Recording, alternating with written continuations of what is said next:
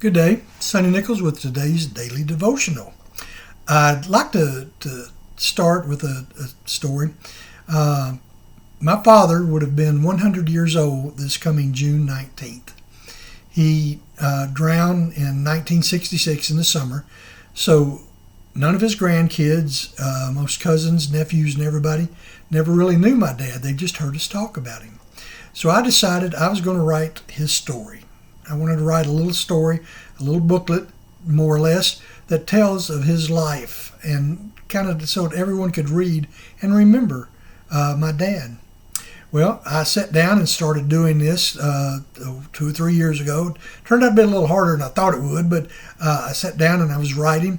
And when I finished, I thought, well, this is a good story. Well, I kind of read back through the story, and it seemed to be a whole lot more about me than it was about him. And that wasn't what I really intended it to do. I wanted it to be his story. So I went back and revised the book. And I took out anything that really pointed towards me or was about me and made it more and more about my dad. And I'm kind of proud of what I finished. I'm going to try to put it together and pass it around through the family before this coming June so that they can see it. Well, we're about this same way with Jesus sometimes. We look at Jesus, but as we do and as we think, we kind of get into our own selves. I know I do this quite often. Jesus helped me do this. It's me, it's me, it's me, it's me. And Jesus' love for us is that way. It is for us. But we need to realize his love and realize it's there for us anytime that we want. It's kind of like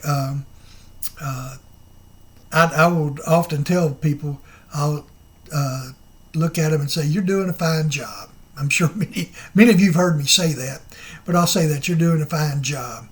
And I do this kind of because I want people to think in their minds, well, they're doing a good job and they've pleased somebody.